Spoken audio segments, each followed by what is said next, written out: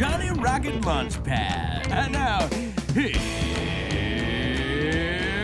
Johnny. Hey, it's Johnny Rocket here at the Johnny Rocket Launchpad, launching ideas in your direction, the Northwest only rock and roll libertarian radio show. I'm here with my co-host, Mr. Kurt Nelson. That is correct, sir, yes. And my voiceover is the beautiful Heather Nixon. Fucking A. And we're sitting here talking to my buddy, Marc Clair from Lines of Liberty. He is the producer, editor-in-chief, and co-founder of the awesome media page, Lines of Liberty, and the podcast. Give it up for Marc Clair! Hey, still here. Right on, Marc. Thank you very much for coming on the show, man. We really appreciate it. This is awesome. We're having fun. And what we do here on the third segment, it's called Rocket Fire. Fucking A. And what we do on Rocket Fire is we're going to ask you a series of 10 questions.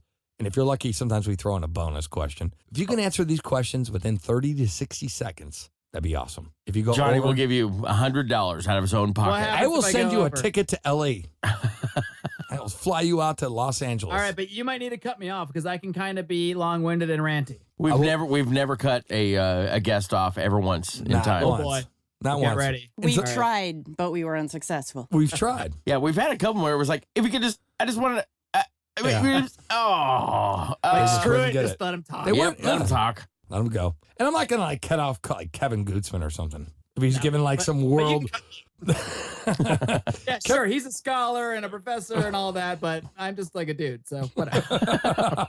Wow, right on. Hey, Marc Clair, you ready Really to? promoting myself here today. Yeah. Are you ready to play Rocket Fire? Ready? Bam! Question 1. Did Lincoln lead us through our greatest crisis or cause it? I don't think he caused it necessarily, but I think he furthered it as opposed to leading us through it by sort of not respecting individual rights in his perhaps pursuit, if you believe his intentions, to free slaves. I think that could have been done in a, not necessarily in a nonviolent way. I wouldn't be opposed to violently freeing slaves from people that refuse to release them. But I think that's a far cry from a full-scale war, which included sacking entire cities and burning down, Atlanta and all that stuff. So I would lean towards cause, but I don't necessarily think he's the full cause of it. Right on. Question 2, cost.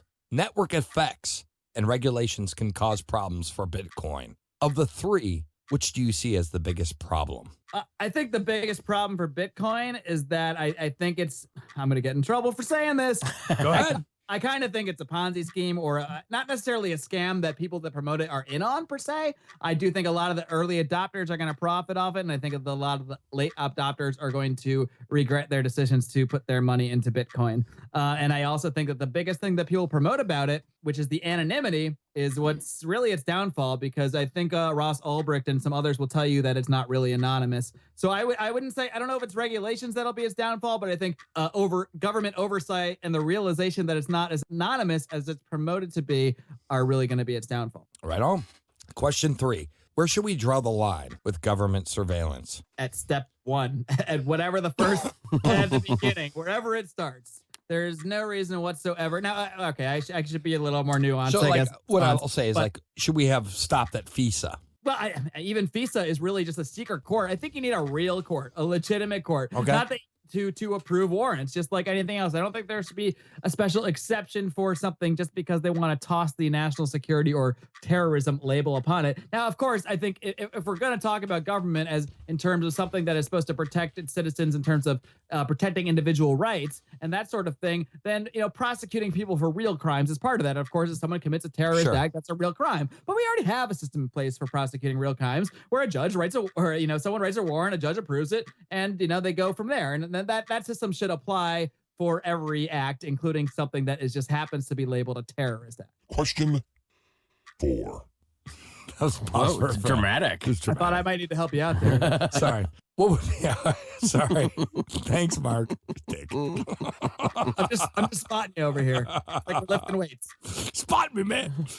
Question 4. What would be the best policy on immigration in America? That is kind of tough in a way because I think okay, I'm gonna be simple. Let everyone in.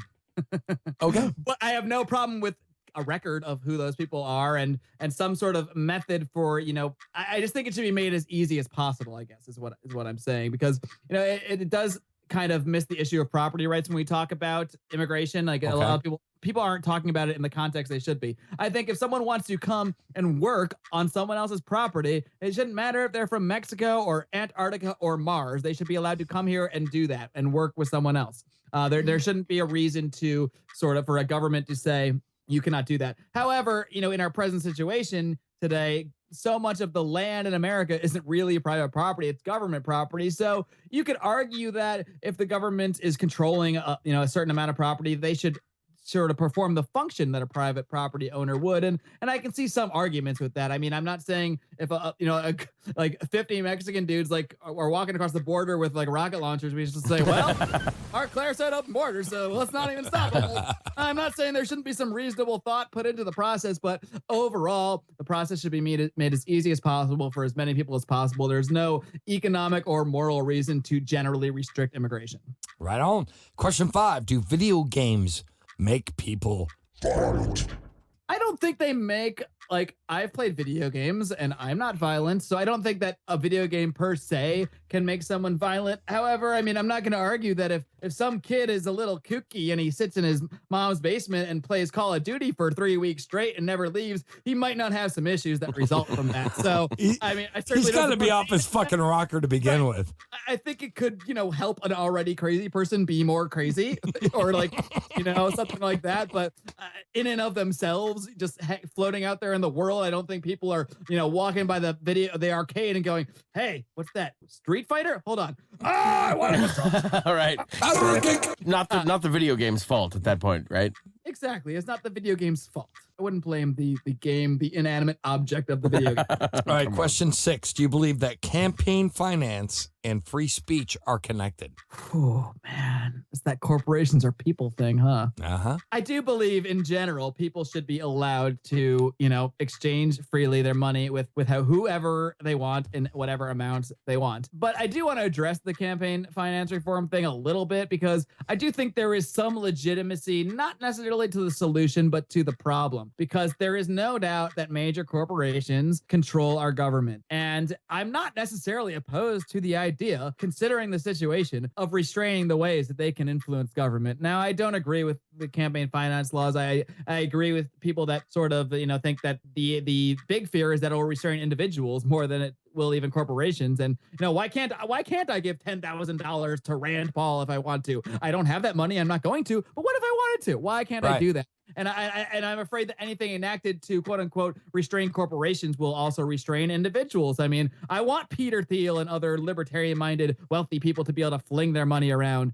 and support Lines of Liberty and JohnnyRocketLaunchpad.com. And to sponsor our shows and to just be our little money financier for everything we want to do. Send us all over the globe to do podcasts all over the world. That sounds great if you're listening, Mr. Thiel. But yes, us too, please. Yes, please. Yes. I will say no. I don't. I guess I should say yes. They are related, but I don't think it's completely illegitimate to bring up this idea that corporations are influencing government too much. My concern is really just that the solutions will also hinder the ability of individuals to promote good things like liberty. Mm-hmm. Question 7. Should it be legal for police to search vehicles without a warrant? No. Okay. Question 8. If a cop stops a car, which the driver is carrying a legal pistol with a permit, should the cop disarm the driver before proceeding with the ticket? No, but what is is the guy like pointing the gun at the officer? Or he has in the car. He's like, hey, copper, I got a gun in my car. Like say the cop says like, all right, do you have a weapon in the vehicle? And he says, it's my legal pistol. Here's my license. Sure. No, absolutely not. They should say, okay, well, cool. You're golden like a shower. Good for you. All right, 9. Should individuals be free to criticize other religions with the chance of invoking a terrorist attack, or should some religions be off limits? Talk about loaded question. Yeah. Individuals should be able to say whatever the fuck they want. Exactly. No who the fuck it offends. And I think the idea that it's going to there's no doubt that there are crazy people out there that will respond violently and crazily to stuff people say. That just means that more people need to say it, because you can't, these guys aren't going to attack the world. And I refuse to say that we can blame, let's say, like a cartoon on just like that video game thing. All right. People that are going going to do that kind of stuff already want They're to do already that. fucking nut jobs. Already nuts. They already want to attack people for whatever nebulous reasons, and they might use some kind of speech as an excuse to do something they were already going to do eventually because they're crazy wackos. All right. Okay. Speaking of I wacko, like it. I like it. I like it too. Speaking of wackos, question 10. Do you agree with President Obama that climate change is greater than ISIS? Greater, like better, or like It's more of a threat. No. Climate change. Although I gotta be honest, I'm not really deathly afraid of either. Right. Fast forward to like next week when Lions of Liberty editor assaulted by ISIS. Like, I mean, Marc but, Clair.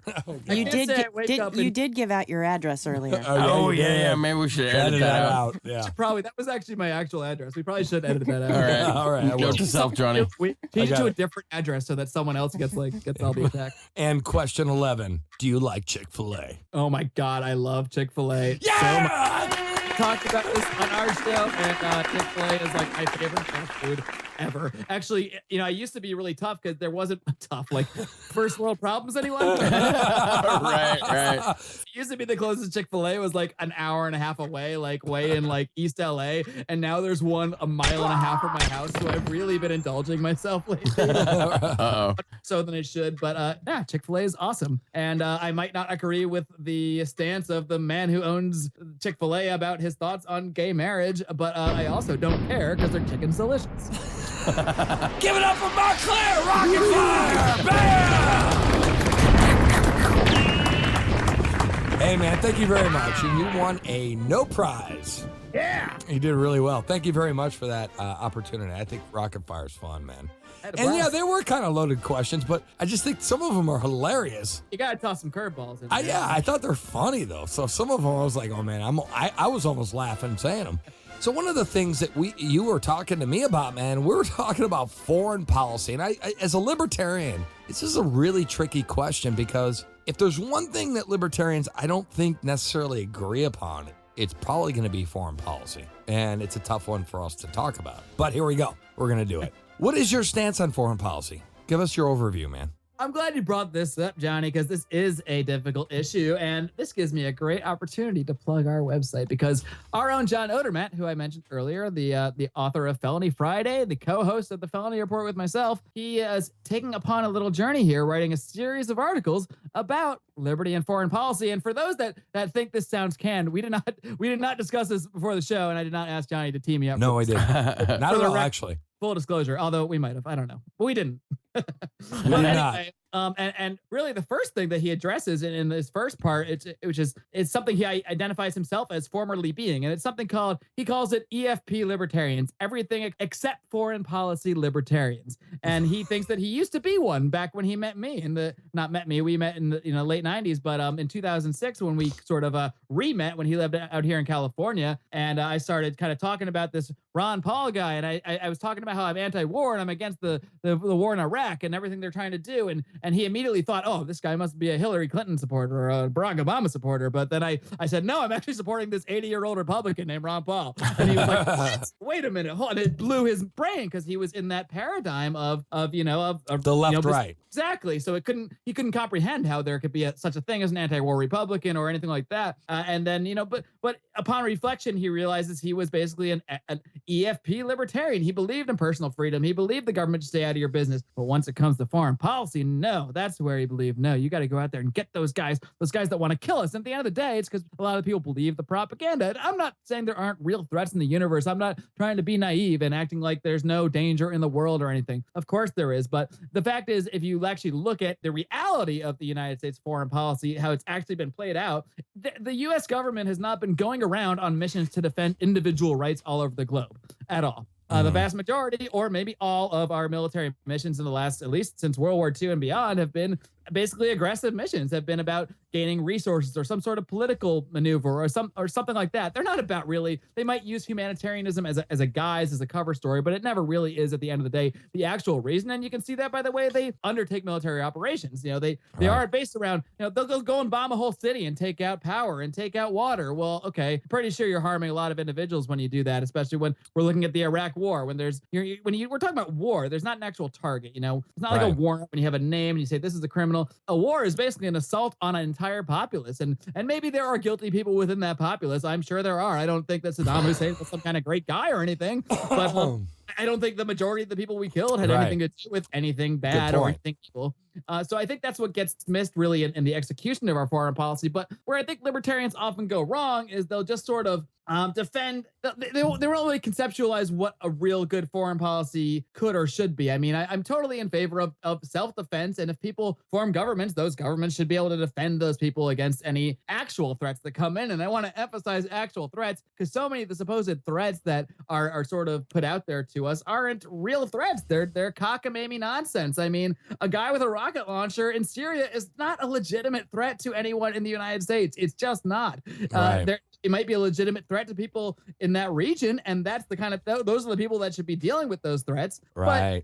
Launching missiles halfway across the globe, all that does is create more enemies. But I do think there is some legitimacy when I think libertarians often don't frame it right. We just say no war, bad, and don't do that, man, and we don't really take the time to explain. Well, no, I mean there might be legitimate reasons. Look, if people are being beheaded halfway across the globe, if women are being held in slavery, individuals have every right to group together and go stop that. There's no such this whole Iraq is a sovereign nation argument and stuff like that. Those are bad arguments to make. There's no such thing as sovereign territory or sovereign nations if you're violating other people's rights. So if there are actual humanitarian abuses going on, people should be intervening in that. Problem is, the U.S. government really is just using those as excuses to invade countries. They're not actually going in for specific missions to defend individual rights. And I think that's where we kind of we don't explain ourselves properly because look, to give a very sort of a easy example, if just based on private property and the kind of stuff libertarians talk about, if I'm in my house and I see someone break into my neighbor's house, right, and I see my neighbor getting beaten and raped, okay,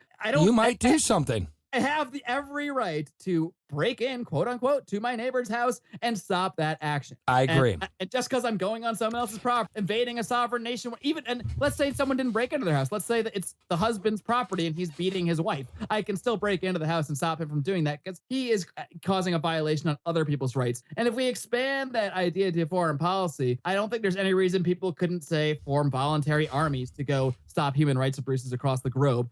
Who cares about whose property it's on? If people's rights are being violated, other human beings have the right to cease those violations, no matter where it's taking place. So I think that's kind of the thing that libertarians don't often get across. I think that's what John Odermatt is going to be trying to explain in his series of articles here. Well, we've been talking about this on the show too. Is like if we were walking down the street and Kurt owed Always someone. picking on me, man.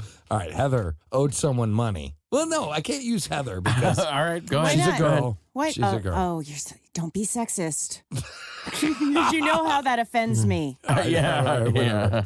So Kurt owes somebody money, right? Okay. And somebody comes up and starts hitting Kurt, beating him. I'm like, he's my friend, right? I'm going to jump in and fucking protect my friend. And I'm hoping that he would do the same thing for me. But it's not because I formed some sort of alliance with him.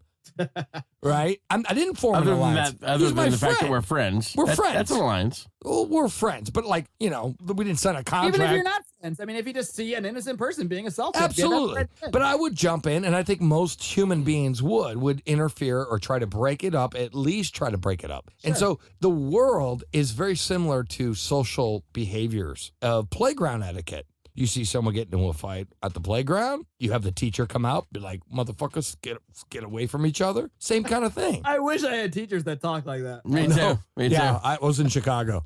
Get the fuck out of here. What do you think? Go do your motherfucking math homework. Do your fucking read your goddamn John Locke, motherfucker. You Pythagorean theorem, bitch. So yeah, totally. But we can look at it like in that kind of theory. Like if we have normal people talking in countries, I'm not saying that countries are people. The state themselves represent people. And if someone's being abused or hurt, there could be some legitimacy to maybe going in. Especially if we do business with them and it's in our best interest. I'm not saying let's just preemptively strike somebody because we have a gut feeling that they may have bombs or whatever. I mean, the only problem with that best interest argument is not the way you're making it, but the way that they use that same argument and Sure. twist it. Right. And best interest becomes whatever crony capitalist business interest happens to be, Right. going on in the Middle East or whatever. Let me be clear. It's in our best interest to protect the unprotected. There you go. Not I'll sign up for because that one. it's not in our best interest because Bill can make a couple extra $1,000 on this deal. Not in that kind of sense. Right. Yeah, and that's what's being thrown around in the media. And again, we can go back to that. One other thing, man, before we go, is there an end game for the global war on terror? Oh man, Tar. I hope so. I mean, I think I even heard didn't they recently kind of stop using that term? Yeah, of course. I hope they politics, did. so- I'm tired of that. I mean, fucking yeah, word. it's an absurd thing. You can't wage a war on a tactic. It's like It's so an who idea. Yeah. Who do I bomb? I mean, everyone. That's pretty much who you can bomb. If you, I mean, well, the We first should place they bomb should ourselves. Yeah. you took the words out of my mouth, Johnny. I mean, yeah, there's been no bigger terror state in history than the United States. I mean, is there a bigger definition of terror than trying to change the way a country is acting by slaughtering an entire city with a nuclear weapon? I'm not saying that the government of Japan was good, but whether you agree with it or not, that's a different debate. It's a terror tactic. You're creating fear to get a certain result from people. So, if you're going to talk about terrorism, the place to look is right here at home. And most of the terrorists, almost all of the FBI's terrorist busts in the last 10 years are people that were terrorists that were recruited by the FBI that were told to do something, and then the FBI busted them because they were quote unquote undercover for something that they actually created themselves. So the whole terror thing is so overhyped and made up. And if you're going to go after people for terror, you got to start with the FBI. You got to start with the White House. But yeah, there's some legitimacy. I think FDR and he tried to keep us out of the war in World War II until we were bombed. And that's another tinfoil hat story. It is. I could go on a whole nother rant about it, but we might need a second episode. Right. Fair enough. Hey, Mark, thank you very much for coming on the Johnny Rocket Launch Pad! Woo! Seriously, yeah. Thanks a lot, man. And thanks to all you guys. Thanks to all you guys for having me on. I love listening to your show, and I'm just thrilled to be a part of it. I had a blast, and I recommend listening to the show, and I recommend being on it because it's fun. Hey, dude, Right you were on. great, man. Right on. We really enjoyed what you had to say, man. You're a very educated guy. You know what's really cool is that I think this is probably the first time anyone's really heard you go at it for an hour and a half. Just solo, man. You're like freeballing this shit. Talk to my girlfriend about that. She'll disagree. Well, but the majority of people, yes. yeah, because you're usually in the interview seat, or you're the host. I let myself go from time to time. As you know, we do our Libertarians in Living Rooms Drinking Liquor episodes where it's kind of similar to what we just did, where we're just kind of hanging out and shooting the Yeah, shit. So That's the totally. entire we mix premise that of this stuff show. in, but this is the first time I talked about karaoke on the air, so that's something. cool. Hey, what's the name of your karaoke business? It is 3 Green Entertainment in Los Angeles, California. So if you're listening and you're in Los Angeles and you want a karaoke party, we're your guys. Hit me up. Please tell people more about your show, where they can find it, any other websites. Oh, yeah, I haven't even plugged myself, have I? Nope, go yeah, ahead. of course, you can find us at lionsofliberty.com. You can find Lions Liberty Podcast on Stitcher Radio, on iTunes. Do any of you guys have an Amazon Echo yet? No. I got an Amazon Echo. It's actually, I don't love it. It's not that useful, but if you do have it already, God, I'm the worst plugger ever. Yeah, this thing sucks. But anyway, if you have it, But get it anyway. Because I want but it. if you do have it already, all you need to do is talk to it. You say, Alexa, play me the Lions of Liberty podcast, and she will just play it for you. So that's pretty cool. What? Yeah, I can tell you guys how to get on there after we get off the air. Well, nice. It's not even a secret. Tune in radio. There, I revealed it. All right. Tune in radio. There are so many ways you can find us, just like you guys. We're on LibertyTalk.fm on the weekends, I believe, right before your show, 6 p.m.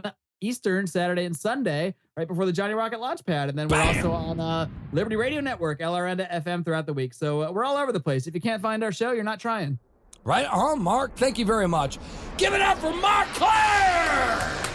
Boom! Check him out at lionsofliberty.com. This is Johnny Rocket, always launching ideas in your direction. I'm here with my co-host, Mr. Kurt Nelson. Thanks, Johnny. Hey, everybody, make sure you go to Glass Doctor of Seattle and check them out so they can diagnose your home, auto, or business glass. Mention the Johnny Rocket Launchpad for 10% off your service. See what the Glass Doctor can do for you at www.glassdoctorseattle.com. And my voice of reason, the beautiful Heather Nixon. Anyways, Hey, that's Johnny listen Rocket. to our show, motherfuckers. Yeah. Anyways, that's Johnny Rocket. Check us out at Facebook.com/JR Launchpad. And check us out at Twitter at JR Launch and www.jrlp.podbean.com. And always find us at our hub at JohnnyRocketLaunchpad.com. And also check out our guest website, linesofliberty.com. And we're talking to the great Marc Clair. Make sure you check out his website and support his show also. So anyways, this is Johnny Rocket. We're going to be right back. We got Band of the Week, so stay tuned.